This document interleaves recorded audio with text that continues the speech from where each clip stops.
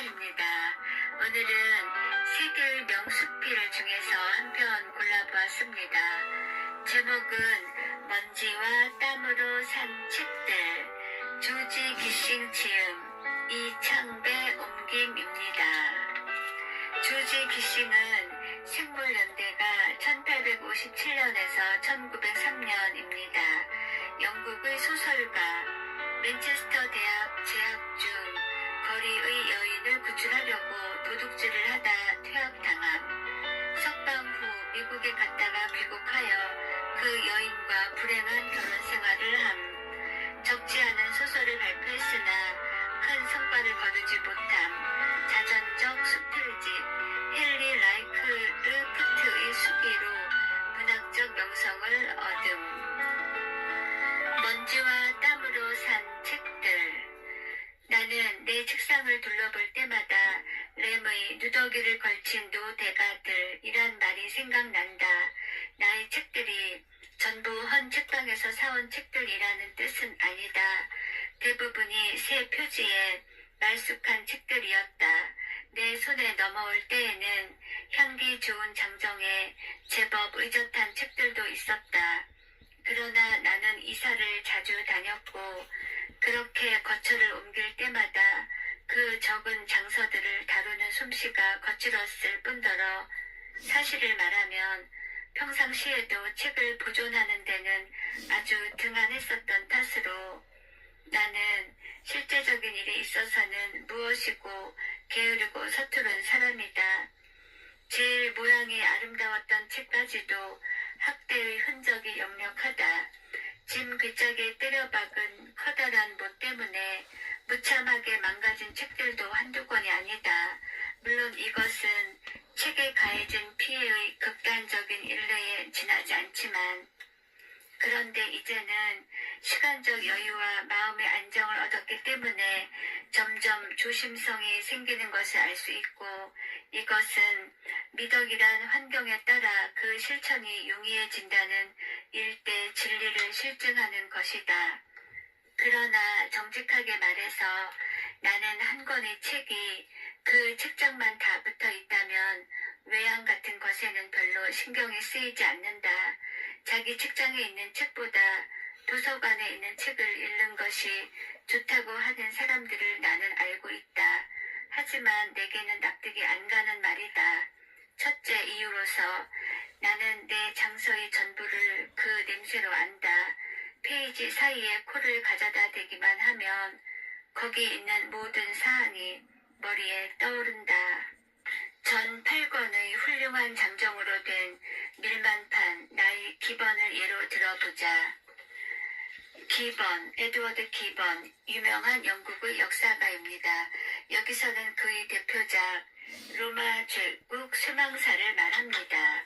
그것은 내가 30년 동안이나 읽고 또 읽은 책인데 그것을 펼치기만 하면 반드시 그 페이지의 고상한 향기가 그 책을 내가 상으로 받던 순간의 그 의기양양하던 행복감을 고스란히 회복시켜주는 것이다.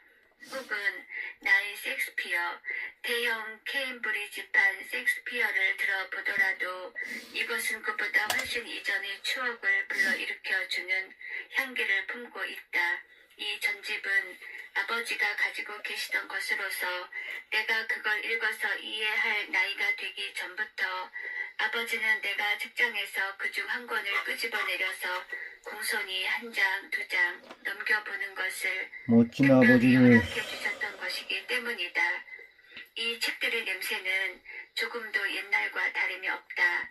그리고 그것을 손에 줄 때면 이상한 부드러운 정서가 솟아오른다.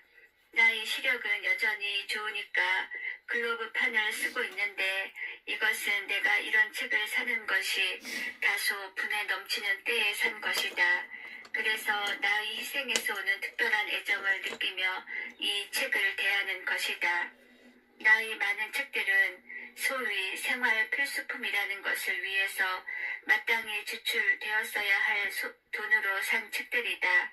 지적인 욕망과 육체적인 요구의 갈등에 고민하면서 거리의 책가게나 서점 진열장 앞에 서 있었던 일이 한두 번이 아니다. 위에서는 먹을 것을 사뭇 찾고 있는 바로 저녁 식사 시간에 나는 오랫동안 갖고 싶었던 책을 하나 발견하고 더구나 그 값이 싸게 붙여진 것을 보고는 그대로 놓칠 수가 없어서 걸음을 멈춘 적이 있다. 그래도 그것을 산다는 것은 곧 굶주림의 고통을 의미했던 것이다. 하이네이 티블루스는 바로 그런 때에 구입한 책이다. 티블루스는 로마의 시인입니다. 그곳은 수많은 잡서 가운데서 가끔 가다가는 희한한 책이 눈에 띄곤 하는 노점이었다. 가격은 6펜스였다. 6펜스. 그 당시 나는 점심을 옥스퍼드가의 어느 커피숍에서 늘 먹었었다. 그 커피숍은 요즘은 아마 찾아보기도 힘들 정말로 옛날 커피숍의 하나였다. 그런데 6펜스가 그때 내게 있던 전부였다. 아니, 내가 이 세상에 가졌던 총 재산이었다. 그것을 가지면 고기와 야채가 한 접시 생기는 것이었다. 그러나 약간의 소액의 돈이 수중에 들어올 예정이던 그 이튿날까지 티블루스가 팔리지 않고 나를 기다려 주리라고는 아무래도 바랄 수 없었다. 나는 호주머니 속의 동전을 만지작거리며 눈은 노점을 향한 채 포도를 서성거렸다. 두 가지 욕망이 마음속에서 싸우고 있었다. 결국 나는 그 책을 사가지고 집으로 돌아왔다. 그리고 버터 바른 빵만으로 저녁을 먹으면서 정신없이 책장을 들여다보았다. 이 티블루스의 마지막 페이지에 1972년 10월 4일 독파라고 연필로 씌워져 있었다. 거의 100년 전에 이 책을 가지고 있었던 사람은 누구였을까? 그 밖에는 아무것도 기입해 놓은 것이 없었다. 어느 빈곤한 학자가 나처럼 빈곤하고 열성이 앞서던 사람이 그의 핏방울 같은 돈으로 이 책을 사서 내가 기뻐한 것만큼이나 즐거이 이 책을 읽었으리라고 나는 상상하고 싶다. 그 즐거움이 어느 정도였던지를 나는 쉽사리 말할 수가 없다. 마음씨 부드러운 티블루스여, 그대를 묘사한 어느 시인의 말이 지금까지 우리에게 전해지고 있지만 그것은 로마 문학 가운데서 그런 종류의 어느 것보다 더 아름다운 글이라고 나는 생각한다. 꽉 차있는 책장의 그 외의 많은 책들에 관해서도 마찬가지다. 그 책들을 끄집어내면 어느 것이나 그 당시의 싸움과 승리의 기억이 생생하게 되살아온다. 그 시절의 나에게 있어서 돈이란 아무것도 의미하는 것이 없었다. 그것으로 책을 산다는 것 이외에 내가 생각해보고 싶은 것은 아무것도 없었다. 내가 절실히 구하던 책들, 육체의 영양 이상으로 내게 필요한 책들이 있었다. 물론 대형 박물관에 가면 그걸 볼 수 있지만 그것은 그 책들을 내 재산으로 소유하고 내 자신의 서가에 비치해 둔다는 것과는 다르다. 이따금 나는 잉크가 묻고 찢어지기도 하고 어리석은 낙서로 더럽혀진 외관이 아주 비참하게 허른 책을 사기도 했는데 그래도 상관없었다. 내 것이 아닌 남의 책을 읽는 것보다는 그러한 책이라도 내 것으로 읽는 편이 나았다. 그러나 때로는 단순히 그 책을 갖고 싶다는 욕심에 끌려서 헛된 돈을 쓴 경우도 있었다. 책이 나를 유혹했었고 그런 책은 사실 내가 정말 갖고 싶던 책은 아니었고 좀 신중히 생각했다라면 사지 않아도 괜찮았을 사치품이었다. 지금 내게 있는 융 스틸링 같은 책이 그런 예다. 융 스틸링은 독일의 신비주의자입니다. 나는 홀리웰가에서 그것을 발견하였다. 그 책 이름은 시와 진실 속에서 익숙해졌던 것이었고 페이지를 훑어보는 동안에 호기심이 생겼었다. 시와 진실은 괴테의 저서입니다. 그러나 그날은 참았다. 사실은 18펜스를 치를 만한 여유가 없었던 것이다. 그것을 보더라도 그때 내가 정말 궁했다는 것을 알 수 있다. 그 다음 두 차례 그곳을 지나면서 나는 아직 융 스틸링의 임자가 나타나지 않았다는 것을 확인했다. 그러던 어느 날 나에게 돈이 생겼다. 나는 지금도 급히 홀리웰가로 달려가던 자신의 모습이 보인다. 그 시절에 나는 1시간에 5리를 보통 걸었다. 내가 책의 흥정을 하던 키가 작고 머리가 희끗희끗한 노인의 모습도 눈에 선하다. 이름이 무엇이었던가? 전에 천주교 신부였던 것 같은 그 책방 주인은 아직도 어딘지 신부 같은 품위가 있었다. 그는 그 책을 집어들고 책장을 열더니 한참 생각하다가 나를 흘끗 바라보면서 혼자 생각하며 중얼거리듯 정말 나도 시간이 있으면 이 책을 읽고 싶군 하고 말했었다. 가끔 가다가 나는 책 때문에 단식을 견뎌가며 게다가 짐꾼의 일까지도 하는 수가 있었다. 포틀랜드 로드역 근처에 있는 작은 책가게에서 나는 기본의 초판을 우연히 발견했다. 가격이 엄청나게 쌌었다. 한 권에 1실링이었다고 생각된다. 그 깨끗한 지면의 사절판의 책을 입수하기 위하여 나는 우도이라도 벗어 팔았을 것이다. 그런데 공교롭게도 그때 내게 그만한 돈은 없었지만 집에는 충분한 금액이 있었다. 이즈링튼에 살고 있을 때였다. 책장사에게 이야기를 해놓고 나는 집에 걸어가서 돈을 가지고 되돌아왔다. 그리고서 유스튼 로드의 서쪽 끝에서 엔젤 훨씬 저쪽에 있는 이즈링튼의 거리까지 그 큰 책들을 운반해 갔다. 2번에 나누어 날랐지만 내가 기본을 중량으로 달아 생각해 본 것은 평생에 그때 한 번뿐이었다. 그때 나는 2번, 돈을 가지러 간 것까지 치면 3번이지만 3번씩이나 유스튼 로드를 내려가고 펜턴빌을 올라갔던 것이다. 그때의 계절과 일기를 나는 기억하지 못한다. 책을 산 기쁨이 벅차서 다른 생각은 모두 머리에서 몰려 나갔던 모양이다. 정말 책이 무거웠다는 기억밖에는 없다. 나에게 정력은 한없이 있었지만 팔다리의 힘은 그렇지 않았다. 그래서 마지막 운반이 끝나고는 그만 의자에 주저앉아 버렸다. 온통 땀에 젖고 맥이 풀린 데다가 몸이 아팠지만 마음만은 기쁨에 넘쳤던 것이다. 유복한 사람들은 이런 이야기를 들으면 놀랄 것이다. 왜 나는 책장수를 시켜서 집까지 책을 보내도록 하지 않았던가? 또는 만일 그걸 기다릴 수 없으면 런던의 큰 거리에 합승마차는 없었던가? 하지만 나는 그날 책 산 돈 이외에는 단 한 푼도 낼 여유가 없었다. 그것을 어떻게 하면 그 유복한 사람들에게 이해시킬 수가 있을는지 안 될 말이다. 노력을 덜기 위해서 그런 돈을 지출한다는 것은 내 힘으론 안 되는 일이었다. 내가 즐거움을 맛본 것들은 그 전부가 문자 그대로 이마에 땀을 흘리고 내가 벌어들인 것이었다. 그 당시 나는 합승마차를 타고 다닌다는 것이 어떤 것인지를 거의 모르고 지냈다. 나는 12시간 내지 15시간을 쉬지 않고 런던 거리를 걸어 다니면서도 찻싹을 지불하고 다리를 쉬어볼 생각이라든지 시간을 절약해 볼 생각 같은 건 아예 해본 적이 없다. 더할 나위 없이 빈곤했던 까닭으로 단념하지 않으면 안 되는 일들이 있었는데 마차를 탄다는 것도 그 중의 하나였다.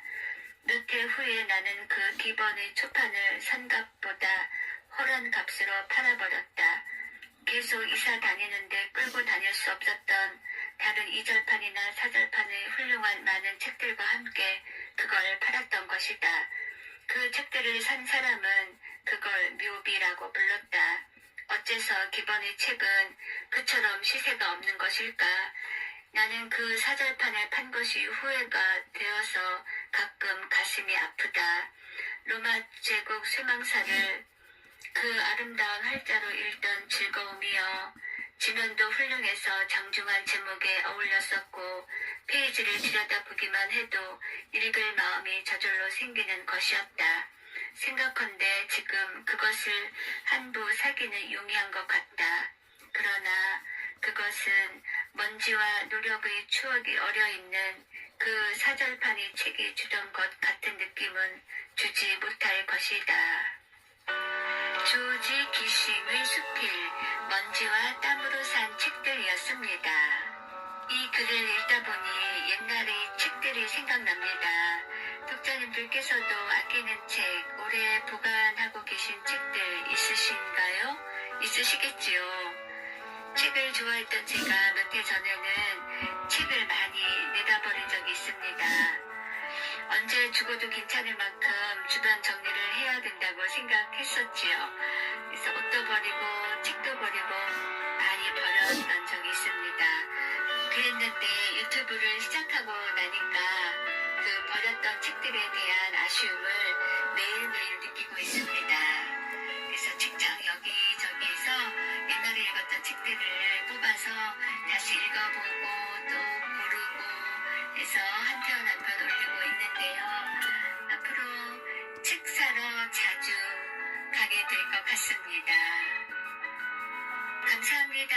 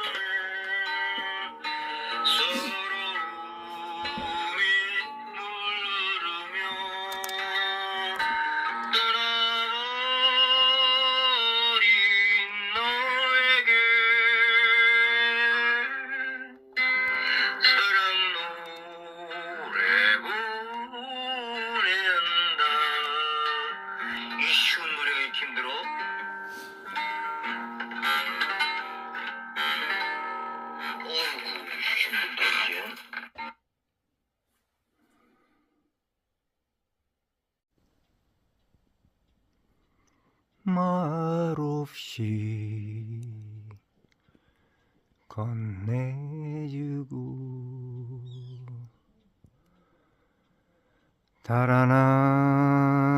달아난 그냥 고3 땐가? 책을 줬었지 나는. 그러나